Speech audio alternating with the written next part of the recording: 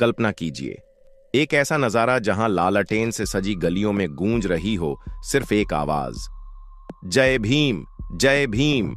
जहां दूर दूर तक लोग हाथों में नीला झंडा थामे सिर गर्व से ऊंचा किए हुए चल रहे हों। जहां दीवारों पर चमचमाते पोस्टरों पर एक महानायक की तस्वीर हो, जो है डॉक्टर भीमराव अंबेडकर। आप सोच रहे होंगे ये भारत की कोई तस्वीर होगी, लेकिन नहीं, ये नजारा है चीन का।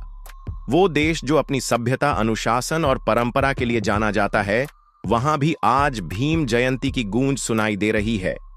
तो जय भीम दोस्तों, आप देख रहे हो the Buddhist words YouTube channel. तो दोस्तों, हमारी आपसे एक ही विनंती है, अगर आप चैनल पर नए हो तो चैनल को अभी के अभी सब्सक्राइब करो और वीडियो को भी लाइक कर दो और वीडियो अपने दोस्तों के साथ शेयर कर दो। और हां, अगर आप इस वीडियो को अंत तक नहीं देख सकते तो अभी वीडियो को छोड़ दें। तो चलिए वीडियो शुरू करते हैं। तो दोस्तों, चीन की धरती पर भीम जयंती मनाना कोई साधारण घटना नहीं थी। यह एक संदेश था पूरी दुनिया के लिए कि समता, स्वतंत्रता और बंधुत्व का सपना कोई सीमाओं में नहीं बंधा। आज हम आपको बताएंगे कैसे चीन में भीम जयंती मनाई गई, किस तरह वहां के लोगों ने अंबेडकर के विचारों को आत्मसात किया और कैसे जय भीम के नारों ने अंतर्राष्ट्रीय सीमाओं को भी पार कर लिया।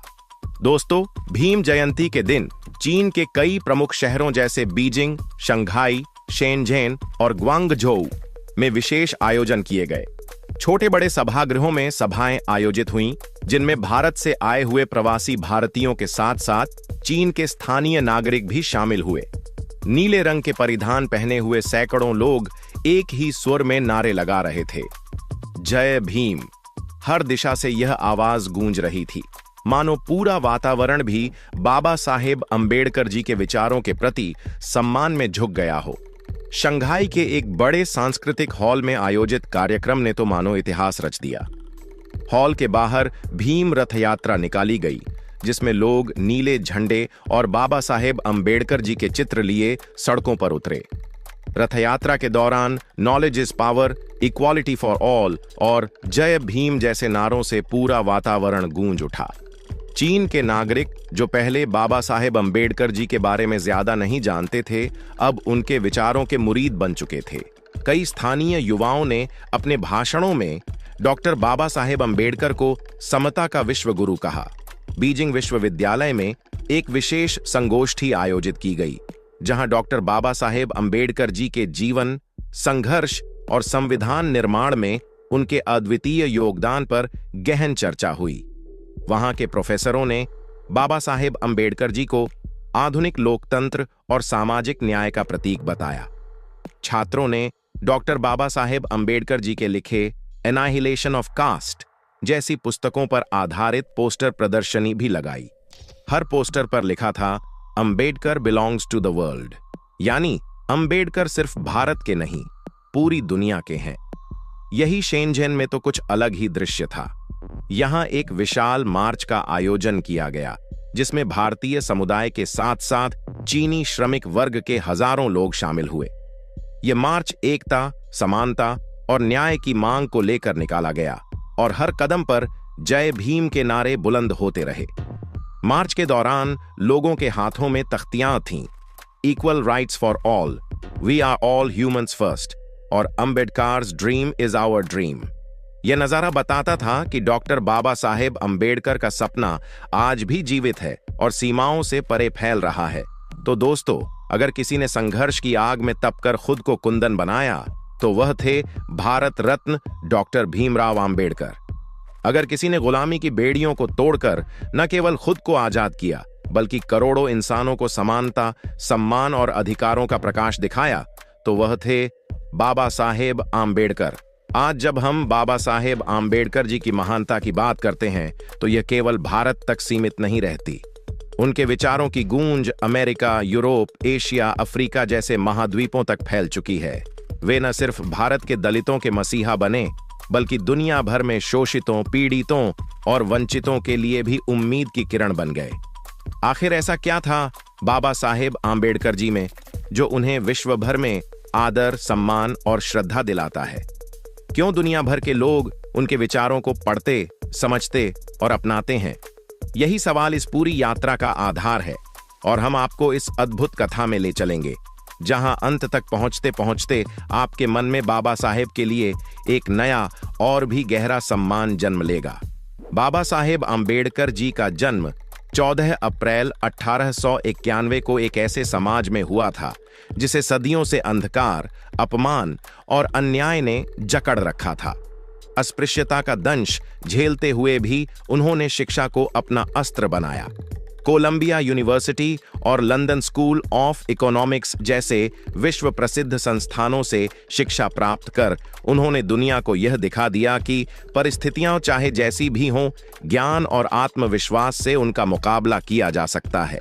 बाबा साहेब आम्बेडकर जी के जीवन का हर अध्याय यह संदेश देता है कि केवल भारत ही नहीं, पूरी मानवता को अपने अधिकारों के लिए जागना चाहिए। बाबा साहेब आम्बेडकर जी ने दुनिया को सबसे पहले मानव अधिकारों का वास्तविक अर्थ समझाया। उन्होंने समानता, स्वतंत्रता और बंधुत्व के सिद्धांतों को अपने जीवन में आत्मसात किया और इन्हीं सिद्धांतों के लिए पूरी जिंदगी संघर्ष किया। जब वे भारत का संविधान बना रहे थे, तब उनकी दृष्टि केवल भारत तक सीमित नहीं थी। वे चाहते थे कि भारत का संविधान दुनिया के सभी पीड़ित, शोषित और हाशिए पर खड़े लोगों के लिए एक आदर्श बन सके। इसलिए उन्होंने संविधान में व्यक्तिगत स्वतंत्रता, धार्मिक स्वतंत्रता, सामाजिक न्याय और आर्थिक समानता को मुख्य स्थान दिया।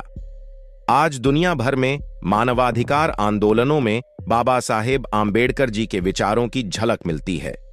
अमेरिका का सिविल राइट्स मूवमेंट हो या दक्षिण अफ्रीका का एंटी अपार्थाइड संघर्ष, हर जगह बाबा साहेब आम्बेडकर जी की सोच की गूंज सुनाई देती है। बाबा साहेब आम्बेडकर जी ने वैश्विक स्तर पर शिक्षा को सबसे बड़ा शस्त्र बताया। उन्होंने कहा था, शिक्षित बनो, संघर्ष करो और संगठित रहो। यह मंत्र न केवल भारत के वंचितों के लिए था, बल्कि पूरे विश्व के लिए था। आज अफ्रीका के अनेक देशों में बाबा साहेब आम्बेडकर जी के इस मंत्र को अपनाकर सामाजिक परिवर्तन के आंदोलन खड़े किए जा रहे हैं। अमेरिका में भी कई अफ्रीकन अमेरिकन संगठनों ने बाबा साहेब को प्रेरणा स्रोत मानते हुए समानता के लिए संघर्ष किया है। बाबा साहेब का यह दृष्टिकोण कि शिक्षा केवल व्यक्तित्व विकास का नहीं, बल्कि सामाजिक क्रांति का भी साधन है, पूरी दुनिया में स्वीकृत हो चुका है। एक और कारण कि बाबा साहेब आम्बेडकर को दुनिया में आदर मिलता है, वह है उनका आर्थिक दृष्टिकोण। उन्होंने भारत में रिजर्व बैंक ऑफ इंडिया की स्थापना का विचार दिया। उनका आर्थिक सोच न केवल भारत को बल्कि कई विकासशील देशों को मार्गदर्शन देता है कि कैसे सामाजिक न्याय के साथ आर्थिक विकास संभव है। आज जब दुनिया में आर्थिक असमानता के विरुद्ध आंदोलन हो रहे हैं, तो बाबा साहेब के विचारों की प्रासंगिकता और भी बढ़ गई है। दुनिया के कई अर्थशास्त्री बाबा साहेब को एक सैद्धांतिक मार्गदर्शक मानते हैं, जो विकास और न्याय के बीच संतुलन बिठाने का रास्ता बताते हैं। बाबा साहेब ने धर्म को भी एक नए दृष्टिकोण से दुनिया के सामने रखा। उन्होंने कहा कि धर्म का मकसद मानवता की सेवा होना चाहिए, न कि किसी भी प्रकार का शोषण। जब उन्होंने बौद्ध धर्म अपनाया, तो यह केवल एक धार्मिक परिवर्तन नहीं था, बल्कि एक वैश्विक संदेश था कि धर्म का वास्तविक उद्देश्य करुणा, समानता और प्रेम है। आज अमेरिका, यूरोप और ऑस्ट्रेलिया में हजारों लोग बाबा साहेब के बताए बौद्ध धम्म के रास्ते पर चल रहे हैं। उनके जीवन से प्रेरित होकर कई देशों में धम्म चक्र प्रवर्तन कार्यक्रम आयोजित किए जाते हैं, जहां बाबा साहेब का नाम श्रद्धा से लिया जाता है। तो दोस्तों, आपके इस विषय पर क्या विचार है, हमें कमेंट करके बताइए। और अगर वीडियो पसंद आया हो तो वीडियो को लाइक करके चैनल को सब्सक्राइब जरूर करें और बेल आइकॉन प्रेस करें। मिलते हैं किसी और वीडियो में।